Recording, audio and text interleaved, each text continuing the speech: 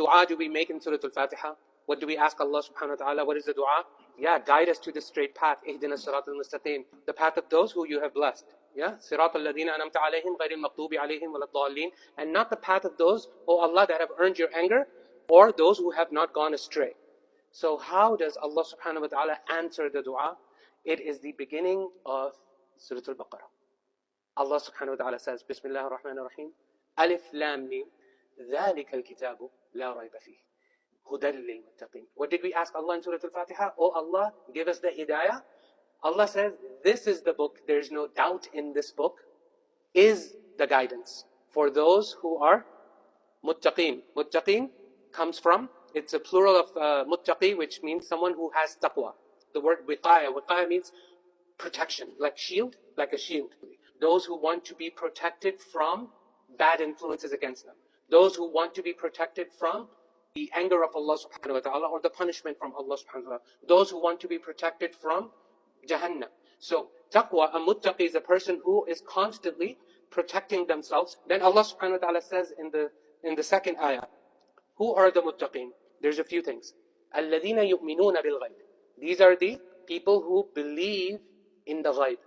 Meaning they know that there is something beyond this physical world. There is a metaphysical world. There is alamul ghaib. There is the world of the unseen. For example, Allah subhanahu wa ta'ala is unseen.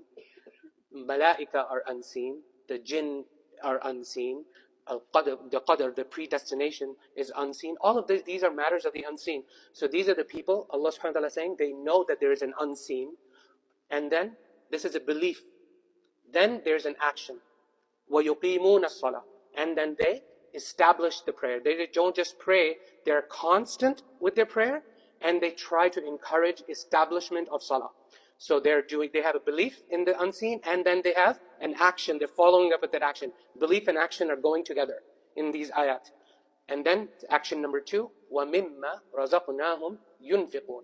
And whatever risk we have given to them, they are doing infaq of that risk. Infaq meaning they're spending from that risk.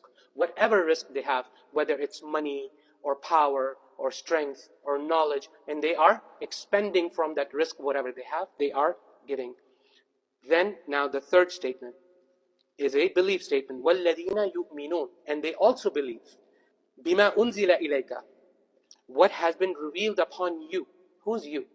Rasulullah sallallahu alayhi wa sallam. Quran, as we are now inshallah journeying through the Quran, we are learning from this that Quran is a one-way conversation between Allah subhanahu wa ta'ala and Rasulullah sallallahu alayhi wa sallam, and by extension all of us. So Allah subhanahu wa ta'ala is telling Rasulullah, وَالَّذِينَ يُؤْمِنُونَ بِمَا أُنزِلَ إِلَيْكَ. Those who believe in what has been sent down upon you. In this case, the ayat of the Quran that is coming down to Rasulullah sallallahu alayhi wa sallam.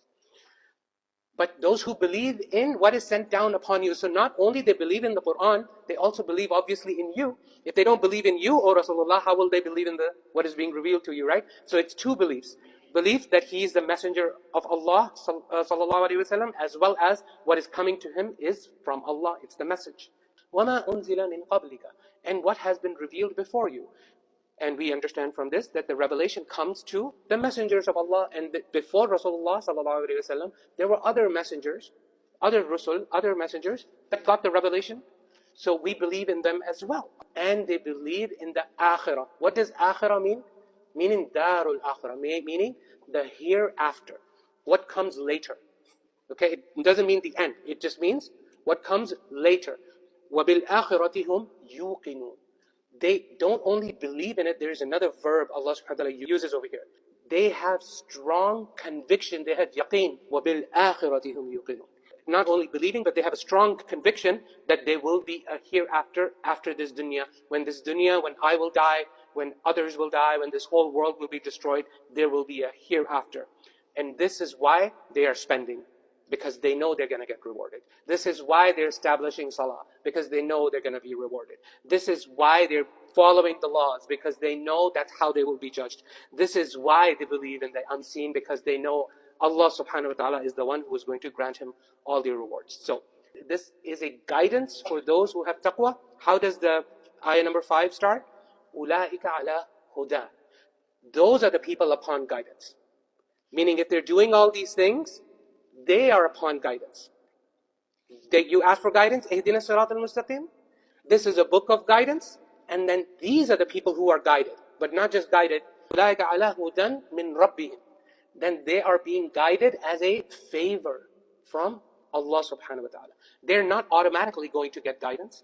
We can try to be guided, but it is Allah. So Allah subhanahu wa ta'ala here is making sure that we understand that these are the people who are guided by Allah, by the will of Allah subhanahu wa ta'ala. And if Allah does not will for anyone to be guided, they're not going to be guided. أولئك على هدى من ربهم. From their Lord, from their Rabb. What is Rabb? Rabb is someone who takes care of you, takes care of not just you, takes care of the world and the universe. Rabb, master. What is the slave's expectation from the master? He's going to feed him, he's going to clothe him, he's going to pay him, he's going to provide a home for him, he's going to provide a livelihood for him, he's going to give him a place to rest, he's going to give him a place to work, etc., etc. So that's the relationship between the master and the slave. So when Allah subhanahu wa ta'ala uses the word min rabbihim, meaning immediately you are thinking, if Allah is the Rabb, everything else is a slave. So everything else is being taken care of by the Rabb. أولئك على هدى. They are guided by the master who is granting them, gifting them guidance. They're asking for guidance. Oh, we're the slaves, right? Oh Allah, give us guidance. And then He is gifting us guidance. وَأُولَٰئِكَ هُمُ الْمُفْلِحُونَ. And these are the ones who will ultimately be successful. So these are the 5 ayat I just wanted to quickly go over. And then the next passage starts with إِنَّ الَّذِينَ كَفَرُوا. As for those who are ungrateful of this blessing, or those who don't have iman. Because the whole passage started with الَّذِينَ يُؤْمِنُونَ. Those who have believed and they have yaqeen. And as for those who have no belief, no yaqeen, no sense of gratitude. Inshallah, we will do that next week.